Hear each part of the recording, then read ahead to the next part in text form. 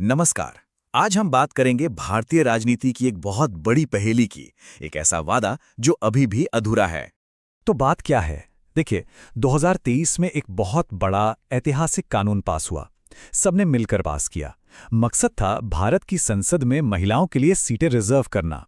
पर आज देखिए, ये कानून पूरी तरह से एक राजनीतिक गतिरोध में फंस गया है। ऐसा क्यों हुआ?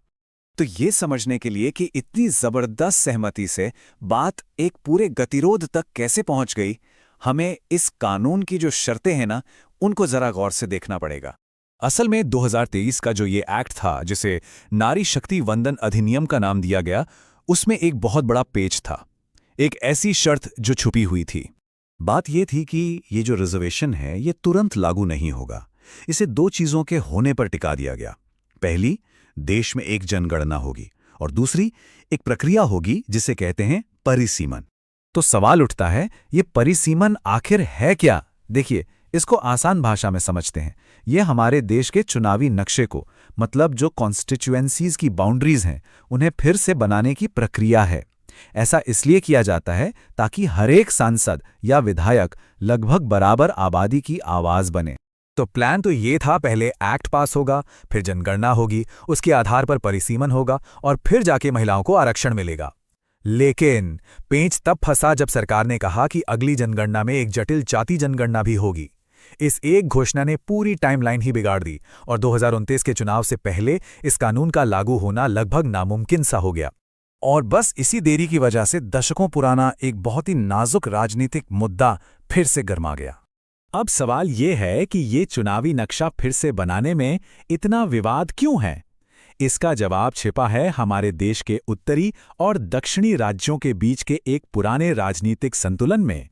देखिए, करीब करीब 50 साल से हर राज्य की सीटों की संख्या फ्रीज है, मतलब बढ़ाई नहीं गई है। 1971 की जनगणना के आधार पर जो सीटें थीं, वही आज भी हैं। ऐसा इसलिए किया गया क्योंकि दक्षिणी राज्यों को डर था कि उनकी राजनीतिक ताकत कम हो जाएगी। उन्होंने तो अपनी आबादी को काबू में करने के लिए बहुत अच्छा काम किया, और ज्यादा आबादी वाले उत्तरी राज्यों के मुकाबले वो पीछे रह जाते। तो इस फ्रीज के जरिए उनके हितों की रक्षा की गई। और यही है सबसे बड़ा डर। अगर आज की आबादी के हिसाब से सीटों का बंटवारा हुआ, तो सारी राजनीतिक ताकत उत्तर भारत की तरफ झुक जाएगी। मतलब, जिन राज्यों ने देश की जनसंख्या नीति को माना और अपनी आबादी कंट्रोल की, एक तरह से उन्हें ही इसकी सजा मिलेगी। अब जब ये गतिरोध बन गया, तो सरकार एक समाधान लेकर आई। लेकिन हुआ ये कि उस समाधान ने भरोसे को बनाने की जगह उसे और भी कम कर दिया। सरकार ने संसद में जुबानी तौर पर एक भरोसा दिलाया। उन्होंने कहा कि घबराने की बात नहीं है, किसी भी राज्य की सीटें कम नहीं होंगी, बल्कि हम हर राज्य की सीटों को सीधे 50% बढ़ा देंगे। लेकिन यहीं पर असली दिक्कत थी। ये वादा सिर्फ जुबानी था, इसे कानून में, बिल में कहीं लिखा नहीं गया। और विपक्ष ने साफ कह दिया कि सिर्फ एक जुबानी वादे पर हम आगे नहीं बढ़ सकते।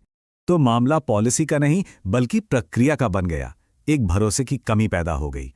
विपक्ष ने एक तरह से इतने बड़े संवैधानिक बदलाव के लिए गारंटी कार्ड मांगा, और जब वो लिखित में नहीं मिला, तो पूरा मामला ठप पड़ गया। तो अब सवाल ये है कि आगे का रास्ता क्या है? आखिर ये महिला आरक्षण हकीकत कैसे बनेगा? फिलहाल इसे सुलझाने के लिए मोटे तौर पर 3 रास्ते नजर आते हैं।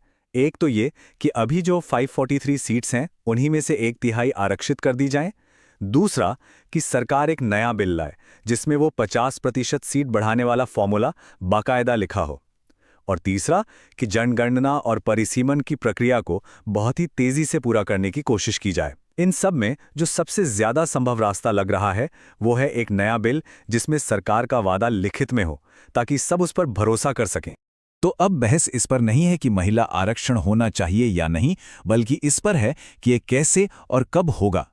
एक मौका जो राष्ट्रीय एकता का प्रतीक बन सकता था, उसने भारत के संघीय ढांचे की गहरी दरारें सामने ला दी हैं। और अब सबसे बड़ा सवाल यही है, क्या हमारे